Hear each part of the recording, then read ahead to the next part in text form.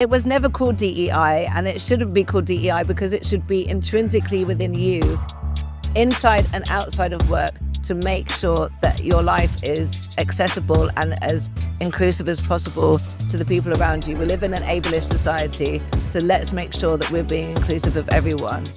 So Maxine, welcome to part 2. Amazing. We're still here sitting by the canals of Amsterdam. So since we're starting this part 2, before we get into it, I wanted to tell you, so Street Smarts is a project that I started to talk to people who not only have had the book smarts of life, but also have been through things, learned a lot, reflected on those challenges, and have turned around and have so many learnings that I can learn from, and actually by me I mean also to bring it to other people. I'm so happy you accepted to come and join. And the first topic we talked about was burnout. You told us about, or told me about, your experience, what you went through, and how you then did this amazing leap of getting to know yourself, discovering not only hobbies, they're passions, they're part of who you are. So if people listening now haven't watched the part 1, they should definitely watch that. Definitely. And you left us with a hot take. What is actually DEI? Let's think about the concept first for a moment. How do we define diversity, equity, and inclusion? Great question. I mean, we were almost talking about it in part 1. I was like, I'm trying not to talk about it, but I'm so passionate about it, because it is a journey. It's an internalized journey, right? So when I started as the title, because I feel like I've been doing it a long time in my career anyway, making sure things are accessible, going through the self-development and self-learning, going through unconscious bias training, but not just stopping there, starting there and seeing where I come from. So when I posted diversity, equity and inclusion on my LinkedIn, someone wrote to me, hilarious, and said, "Don't you mean equality?" And I said, "No, I don't mean equality. Yes. I mean equity, because equality is meaning that everyone's the same, but equity is actually giving everyone a chance to be on the leaderboard, to be, represented, to be that safe space. And that's what diversity, equity and inclusion means. Even if it's a dirty word these days, they're cancelling it all over the place. It really is there to create a system, or not a system, to break the system, to create a place where people feel like they can come and be passionate about their jobs, work, and society, not just work actually, just in life. Diversity of mindset, I'm quite curious to say. Diversity of experiences. We use the word intersectionality a lot. That just means you've had different experiences in life. It could mean a lot of things. So diversity, equity, inclusion, for me, I often used to call growth mindset. Love that, growth mindset. Growth mindset, and if you're talking about action, it's change management. Yeah. Yeah, absolutely. It's that's the transformation. goal, right? That's the goal. It's transformation. It's not about excluding people. It's about giving people the opportunity to also be in a place that they want to be. Absolutely. Yeah. Do you think that we set up this corporate company world system, and then we started analyzing some data? Oh, women earn less. Oh, in mid-level or beginner levels, we have more women, more people of color, of other religions, immigrants. But then if you look at the leadership, where are those people? So we saw, okay, this is wrong. And then we started thinking, well, we should do something to change it. Let's do DEI programs. Let's implement a chief diversity officer in some companies. And it became this big boom actually not so long ago. So was this a response? I think it is a response. We saw a lot of DEI professionals being hired after the murder of George Floyd. Black Lives Matter was actually already in place. It was already a community that was building because of the US and what was happening in the US with, the police and all of these things. And also I think the US has had these institutions for longer, or these issues, systemic issues, for longer, so that they're a little bit ahead of Europe. But I think, when COVID happened, unfortunately, the world stopped, and then people saw, everyone saw. So if you were not from that community, if you're not a person of color, or if you're not a woman of color, it was a shock to everyone, but it wasn't a shock to me. And I think, you know, these companies were like, right, we've got to do something about it, which is great. Yeah. But I think a lot of them, unfortunately, became performative. So you saw the black squares on Yes, Instagram, I on social know. media. You saw every single company, whether it's in fashion, whether it's in tech, whether you know, saying we're going to come together, we're going to support, and we're never going to forget. We want change, and that's it. And I think a lot of us, especially who have been in that industry, kind of looked with a little bit of a wry smile and was like, really? You know, now you see it. Now you understand what's been happening, you know, in everywhere. And even though there was hope, it was kind of like, I hope this doesn't end. And unfortunately, if you fast forward to today, a lot of people now are being fired from their jobs, are being kind of pushed out, or burnout from these positions. Absolutely, yeah. Because I don't think they meant to be performative, but they didn't make the right changes in the system. So talking about is DEI dead? Yeah. The Did DEI cancel culture and cancel die- culture? That's what I think. Did cancel culture cancel culture? Yes. Yes. Because if we imagine, well, we have a company with thousands of employees, and then we hire one person who will change everything. Yeah. What is this kind of responsibility, right? It is huge. I think it's like, again, unfortunately, these people became a scapegoat. And usually it was women of color, usually it was with no support, no budgets, no financial aid, no team support around you, and you were expected to fix this huge problem of these companies and yet not have the support, which goes back to what we were saying in part one, which is if you don't have the support around you, what you're doing is internalizing all of these things that are happening on the outside, and you're trying to protect that space, that peace, the employees, and yet you're not being protected yourself. And that is intense. That's what causes that deep internalized burnout. That core wound, core trauma. Yeah. We were also talking about Monitor and what kind of goals do we set, and if that goal is too unachievable, then for the person is such a stress that keeps going, because your body thinks, no, but I have to achieve that. But actually the reality shows, no, it's not possible. Yeah. And I think they had a different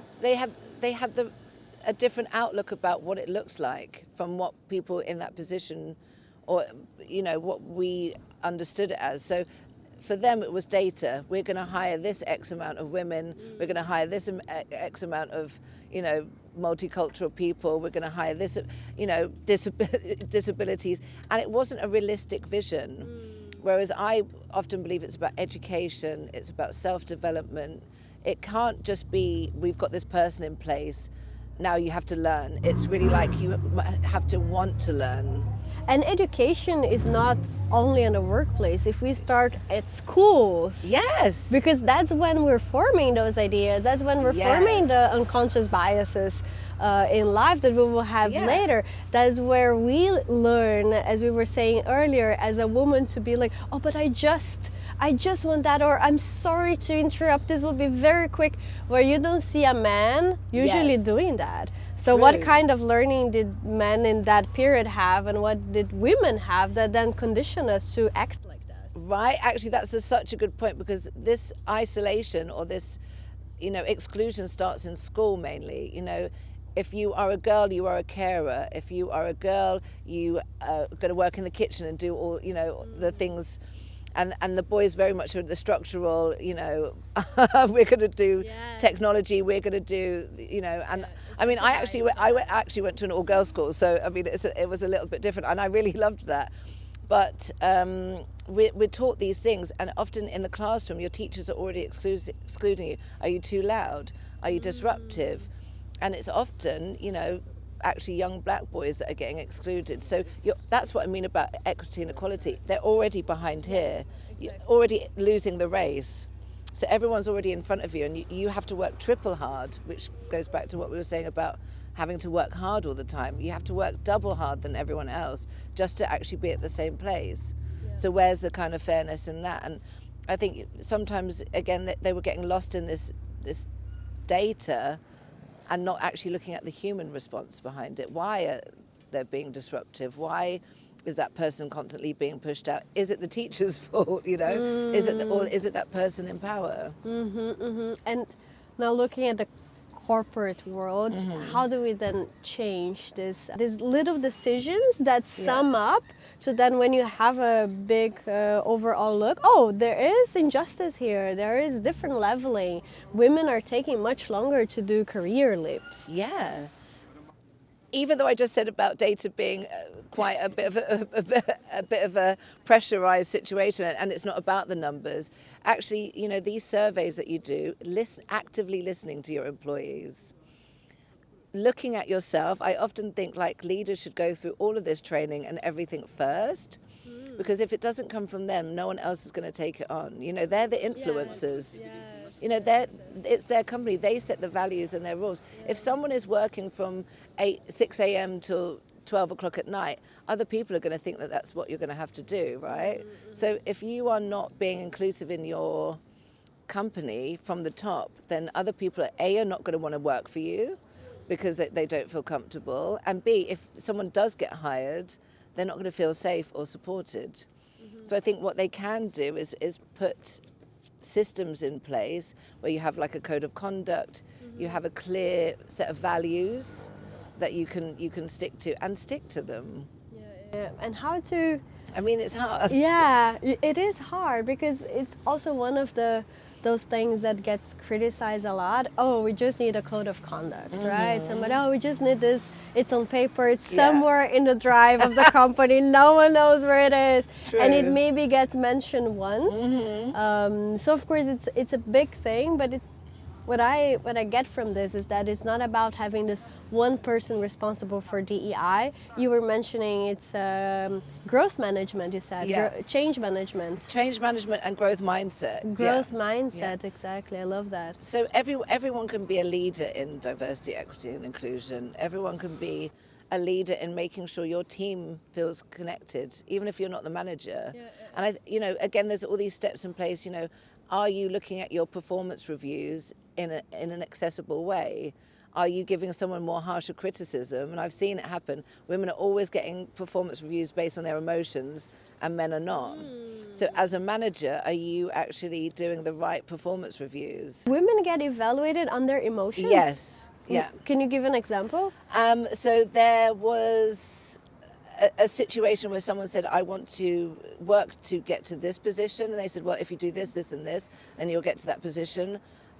When they finally had the chat 3 months later, she was not given that position because she was too emotional. And I was like, if a guy was told that, it would be, you're passionate, you know. And I've also seen guys lose clients and they didn't even get a little, you know, it was just like, bravo. Like, oh, do you remember that time you lost a big client? Your ground, And if it was a, you know, a woman was often judged harsher. Absolutely. If something happened, and they would have to either have another performance review, or then be led into more meetings to deliver. So they had to deliver more and more often. Whoa. Then and then guys had more free range. How do we go forward? What do you think can happen? We see a lot of legislations changing in the US, but here in Europe as well, here in the Netherlands, things are changing. What do you think, what is the hopeful part that we, especially us as minorities, how can we still, make things that in 10 years we'll look back, okay, the world is looking better? Yes. For me, I was like, we might feel powerless, that we can't change what's going on at the top. We can see all these things happening around us that feel like they're not in our control. But what is in our control is our community. It's the people around us. It's the work that we do. It's the standing up for those moments where things are not right. And having that knowledge. And don't be naive that it's not going to happen here and that we're safe in Europe. it happens everywhere, and it's just maybe not as seen so much. You know, especially in the UK, it was like, oh, we're all friendly until something happens, and so I think like focus on your community and what you can do, and you know, you don't have to be per se an activist. You know, activism can come in very many forms. It could be making sure that a charity that you share a charity with your friends. It means going to community events, volunteering somewhere. Even just supporting, you know, different types of businesses and not your typical big consumer businesses. It can take on many forms, and I think as long as you keep that circle around you like that, hopefully then they will go out and they will go out, and there are good things happening and there are good people out there. Oh, that's beautiful. Yeah, we should never lose hope. Absolutely. Yes, I also think that people having sort of more favorable position, not being afraid, you're not losing anything if you speak up. Yes. So let's say it's a man who is earning much more than the fellow woman colleague. If that then comes to light to both of them, also be the person, you man, to speak up about that. Nothing will happen. They will not put your salary down. That is not what's going to happen. We need our allies. And if one person stands up, it's so important. And that's what I mean about support. You know, again, if someone's undermining someone in a meeting, you don't have to shout at them. You can either take that person aside afterwards, or you can even say, are you okay, to the person that they're undermining in the room? You know, why would you say that? You know, there's different ways of sort of standing up for people without shouting, or, you know, sort of getting into arguments or putting yourself in a situation also that might be unsafe. You were mentioning you worked for a very big corporation. And you had this position to make changes, to implement things. Yes. How was actually that for you? I mean, that was also quite tough because I came in with this mindset that I'm going to change the world. So again, maybe some unrealistic expectations on myself. But I finally found that I had this position where I could use all of my knowledge for good. So my history in HR, my history in recruitment, my history of volunteering for community spirit. You know, I was already moderating a lot of events around inclusion and being, a person of colour and representation. And, you know, then it sort of picked up after George Floyd. But I was like, I can get to use all of these skills for good, and I can get to make people, I can listen to people and see where I can make change. So I'm very much a mental health advocate. I brought in a huge mental health platform for everyone during COVID. Oh, so you that's get free beautiful. In the company. Therapy in the company. Amazing. Yeah, so I looked after Europe, and so EMEA, and so I brought that in for everyone, so that they could have an opportunity to speak to someone, whether it was about work or not. Because it was an American company. Yes, yeah. So they had the head office here. So it was actually quite a big achievement to have something here that can support people. Really and good. I was in the Women in Tech team. I was also bringing in projects. I was organising talks and I believe in continued learning. So not just a one-off unconscious bias training. I think it doesn't work, you know. I was going to mention that because this is, you mentioned earlier that you had yourself this realization of unconscious bias. So one, I want to understand, what was that realization, if you can share a little bit. I can share. And second, if we, making it happen at one workshop where this specialist comes in and talks to, 100, 500 people, or even if it's only 30 people, that 1 hour will not solve it. How do we then tackle unconscious bias, for example? Yeah. But start with your example. I was going to say, okay. So my example was, and often when I do workshops, I often share, but I share this example because I'm like, anyone can have a bias, and you don't know about it. It doesn't mean that you're a bad person. I think a lot of people think that they're scared of sharing things because they're going to be viewed as a bad person, but we're all humans. And actually bias comes from lived experiences. It comes from the media. It comes from so many different places. And then, it's a part of your brain that's tried to make you safe. So you make these split decisions. Right. So I did this unconscious bias training, and I was actually biased towards black people, like young black boys. And I was like quite shocked because I was like, shock, me? Like, I think I was quite I'm open, right? advocate. Yeah, exactly. And I realised it's from my experiences from when I was in London. You know, if you walk past a group of boys in London, if they're a group of black boys and they're being a bit rowdy, I would often feel a bit unsafe, so I would walk past. Because the media tells you they're bad, right? They've got knives. If I walked past a group of white boys, I did not have the same fear. You know, I'd just be like, oh, okay, whatever. You know, I'd probably storm through them. And it's because the connotations are not there, but they could be equally the same, bad and good. Yeah. Both of them could have knives. Both of them could, you know. Absolutely. So I was like, what is this internalized bias that I have got? Yeah. And it also comes, you know, a little bit again from my mother, who was like, you have to work really hard, but also don't embarrass the black culture. Don't let people see you be embarrassing. You know, don't let people judge you.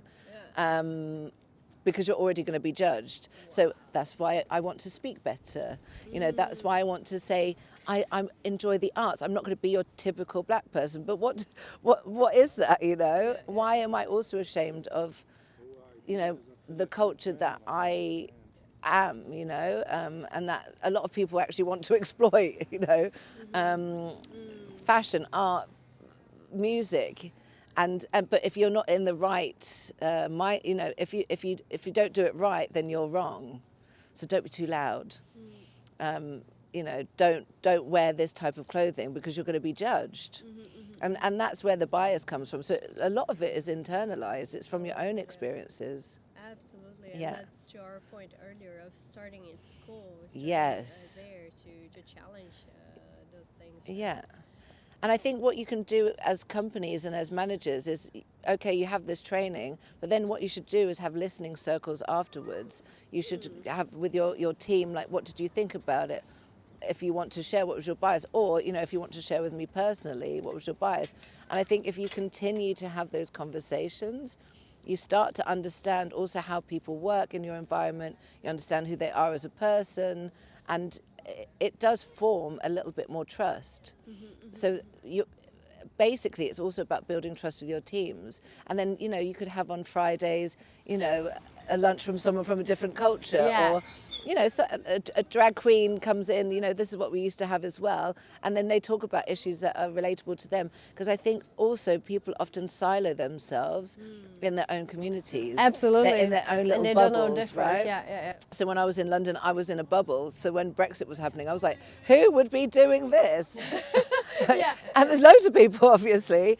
But so I think it's very dangerous to stay in your bubble. That's why you need to have different people in your community. And I'm not saying go out and you know, right, you're going to be my friend because you're in a wheelchair, or you're going to be my friend because you're black, and okay, you're going to be but you should have a wide variety of friends. And that's what I mean, go out into the community and see who's there. Because if you don't understand who's out there, you're never going to understand. And you are going to be scared of differences and different people. Which is to the point of why it's good to have different cultures living. Yes! Diversity! Diversity in different countries. I mean, it's also exciting, right? You can learn so much. I think for me, again, you know, that's why I don't really like to use the word diversity, but moving to a new country, I've experienced so many things that's helped me grow as a person. And I would never have had that if I was like, okay, I'm not going to go there. I'm not going to experience something new. I'm not going to learn a new culture. You learn so many things about yourself in the process. I think it's so important.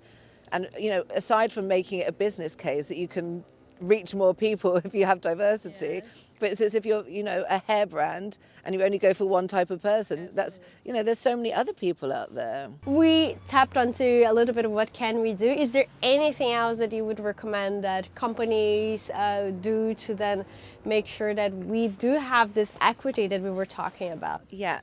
If you are a leader, or if you have privilege within a company, or if you have status, become the cheerleader. You know, when people are not in the room, speak up for those, advocate for them, and I think support them, because that's what people need the most when they're in these positions, is that they ultimately need support to make these changes, because without changes, it's just performative.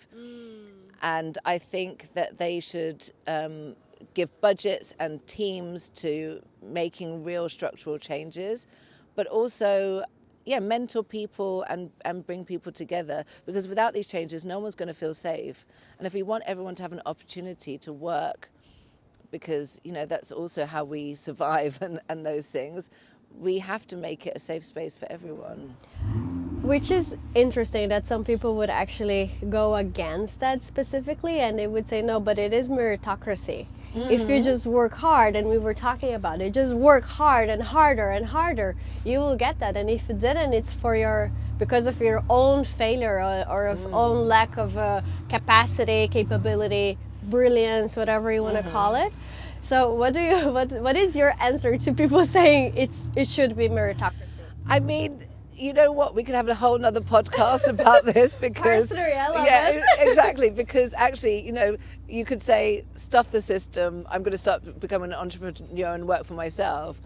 But that's not the opportunity for everyone. And I think, we're often asking people to go into these spaces from marginalized communities without it being safe. You could say you can build your own companies. You could say build your own brands. Yes, that would be amazing. But some people don't have those options. So what can we do to make sure that these frameworks are in place for everyone? That things are accessible for people. Also, not everyone wants to be an entrepreneur. I'm sure, they want safety. They want, they have families or even just for themselves. A little thing about that is, for example, how the education system in Brazil works is that the best universities are federal and they're for free. So you can go to university completely for free, and to have that, if you are in Brazil, to say, oh, I went to this federal university, that really means that you already won so many points ahead of the others. Yeah. If you go to a private university, that's the opposite. Oh, that means you had to pay the money to get the education. So they do this test to enter university. But what happens is, who had the opportunity of going to a private school with first longer hours of studying than a public school, so you are learning much more with better teachers. You are so much more better equipped to do this test to enter the free of charge university. Yeah. So in the end, if you look at the numbers, the people who enter that university are mostly coming from private schools. Yes. And not only private schools, they also had the chance to do private courses, to study just for that test. And many people just don't have that. Yeah. So if you would say, oh, but it's about merit, then you not having access to a teacher and just having to study in your home, and you don't know how that home is. Are there maybe 5 other siblings there? Do you have to care for them? Yes. You don't have the time. Maybe you don't even have a desk. Yeah. All of that comes to play, and it's not about intelligence. It's not about... Yeah, and you can't fake it either. I think this takes me to one of the statements I hate the most, which is just hire the best person for the job. It really, I hate it, because what you just said, who is the best person for the job? The person that went to university, that knows the guy or the person in this role, who knows how to create a portfolio so that he can showcase or they can showcase their own work? Or is it the person that's been on the street painting art and they've got this amazing, insight into problem solving creatively, but they don't know how to present their work? So who is the best person for the job? And I think it's an excuse to say, not that person. And so this takes me back to what you were saying about the education system. There's education bias, there's financial bias, there's all these other things. And I think that's why accessibility might even be a better word for DEI, because, if you cannot access education, if you cannot access a computer, again, we're so privileged that we've got our phones and all this sort of stuff. If you can go to school, for instance, but you are so on it, but you just don't know how to play the system, I think, we have to ultimately, again, kind of go back, and I did this thing the other day called the equity sequence. Was this made with equity in mind? Who was this made for? Who does this disadvantage? How can I make sure that this doesn't play? And what can I think to then open it more? And even myself, who's obsessed with inclusion and culture and bringing people together, I found out that maybe I checked for wheelchair access, but I didn't check for neurodiversity. There's a room where people can go and chill out without loud noises. including me. So there's constant work to be done. There's constant self-education to be done. And people might think, oh, it's so tiring, or I'm going to get a burnout from doing this. But I think ultimately it builds more character, it builds more community. And when you have community, that's when you feel like you can do anything. So I'm aiming at another hot take here. Okay, Get ready. Yes, written. You were just mentioning we can think about some types of diversity, maybe then we didn't think about that one type. But then if somebody comes up and say, okay, we realize that we just don't have anybody on a wheelchair or with some mobility disability in this company. We want to hire one person like that. And that is what the recruiters get. You have to find one person who is like this to fill in either this position or a set of positions. How do you see that? I mean, actually, we had it happen, you know, and I was like, are you being for real right now? Because I can see not only the structure of the location that we were in, just because you have a disabled toilet doesn't mean that actually they could. I had a friend who they can use it. Yeah. How do you get there? Do you have to go through all the desks? We are living in an ableist society, an able-bodied society. So I think you have to really think before you even get to that stage, why do you want to do it? Is it performative? And how do you make sure that that person is not then excluded when they come in? Is the lunch space available? You know, and you can get loads of support from the government here, actually. You know, if you can hire a person that does sign language if you have a person to come into the office that's deaf. But then how does that work in meetings? Do you have the forethought to do all those things? And I think once you can say yes to those questions, then you can start to ask recruiters, because you have made it accessible and available to come in. Because again, if you're the only person in the room that's like that, how are you going to feel? Are you going to feel like that they're also using you, or do you feel like it's actually a authentic reason why they want you in? I mean, imagine being the first woman, and I also know this, there was a tech company, and they were like, right, we're going to hire the first woman to come into our office, we're doing such a good job, and there was no toilet for her, it was only men's toilet. No. Yeah. True story. And there were still posters on the wall of like women in bikinis and stuff. Yeah, and she was like, what the hell? Yeah. But just that simple thing that there was no toilet for her. They were like, oh, we're going to have to move to a different space. So I think you have to make your environment safe first and think about your reasons for why. Are you doing it just to do it? And then if you can answer those honestly, then you can continue the recruitment process, which is often where some of the gaps lie. So we want this, we want this amount of numbers, but there's no recruitment team, a diverse recruitment team. So, you know, are there people on the board? Are you making it open? Have you also, some of the interview questions are so outdated. Oh, wow, yeah. You know, I find it really hard. And again, going back to this kind of best person for the job, you know, they might not have all the skills, but do they fit into the team well? Do they have diversity of mindset? Can they bring you strengths in other ways that other people in the team can't? And learning also, right? Yeah. So do they show that, in their lives, they've learned how, your example of a person doing something on the street, they learn how to make it happen, you know? Exactly.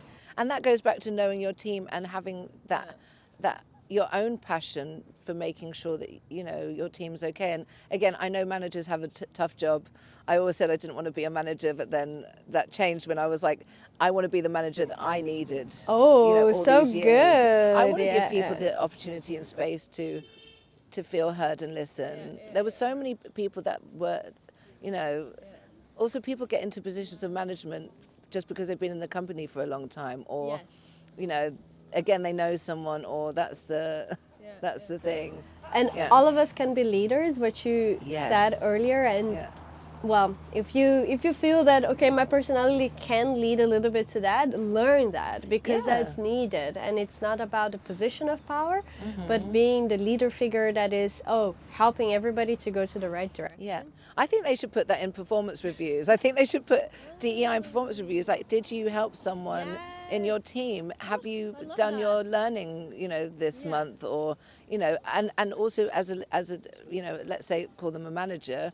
Have you allowed time for them to have that space to learn and not back-to-back client meetings? Or, have you allowed, because a lot of people, when we started to put in these learning things, were like, I don't have time to listen to an hour's talk, at lunchtime. You want me to give up my lunch so I can listen. So are you making it accessible for your company to learn? So Maxine, I want to tell you a little bit of my story, and then maybe you can share thinking about, accessibility, what we were talking about. And for me, growing up, I had access to a computer. So I'm from '91. So when I was in school, it was a big deal. I went to public school. So having a computer was this massive thing. And on the internet, I found out, I could get a scholarship to go to Germany. All I have to do is learn German. So I needed to have a level that was quite high and do this test, and also do this test in the capital of the state. So luckily my parents could afford, or I even with my own money, I don't know how I did it, but I could afford to go there and take that test. And I got these scholarships. I then got a scholarship for studying because I went to public school.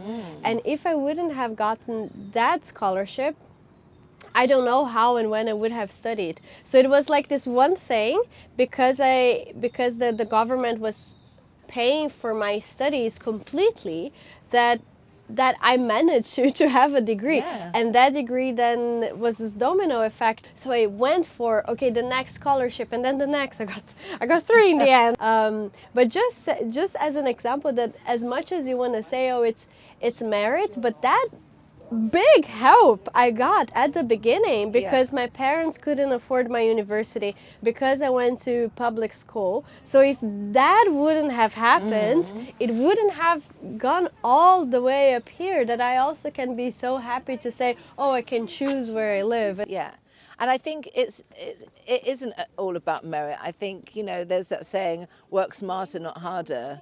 I don't think, sometimes the system's rigged. Sometimes you have to find those routes. And I think my hot take on that is, don't gatekeep. Like, I know lots of people that are in businesses, and there is so much business funding out there, but people don't know. And you don't know what you don't know. Like, you applied for these scholarships and you got them. There's a lot of people out there that don't know about these scholarships. And like you said, it could change your whole course of life. So why is this not being publicized? Why is this not being PR'd? I know then, of course, they might get an influx of people, but it feels like sometimes if you don't know these things, that often you feel like you're stuck. And so if you know them, don't gatekeep. Say, do you know what? I got this business fund, and it's helping me be able to be creative. Yes, talk about it. Talk about it. And don't, be ashamed. Again, it probably goes back to this pay equity and this shame about talking about money. We're unlearning this stuff, right? I love that. I prefer that direct honesty, because you don't know what you don't know. Absolutely. I love that. I think we should all, in the workplace with colleagues, we should share our salaries. I'm a big advocate for that, because then you just get, oh girl, I'm earning less than you. What's okay? And then you help each other. It's not a race. You're here together. Exactly. We're all here together. We're all doing the same thing, which is actually what makes us human. We all have the same needs and wants, which is, we want to feel accepted. We want to feel loved. We want to, do good, hopefully. So for us to close up this chapter. And there's so much more I can say. So good. How would you like to close this conversation about growth mindset, change management, what has been called DEI, the difficult situation we're in politically in the world? Yeah. I would like to go back to my saying of joy is resistance. Break oppression with joy. And even though it might sound fantastical, imaginative. I feel like if you allow institutions to take away your joy, you're doing the world a disservice and you're doing yourself a disservice.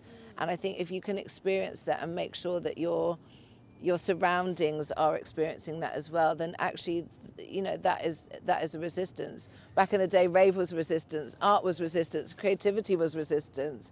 You know, I went to an art gallery in Berlin recently, and there was a moment where there was such a political, you know, horror that people were making art out of emotions, and we need that. It reminded me that we need that. We need to express ourselves. We need community. We need to come together.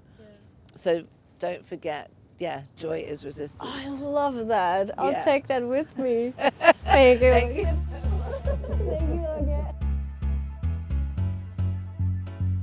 This is Rafaela. Thank you so much for joining me in the second part of my talk with Maxine Penney.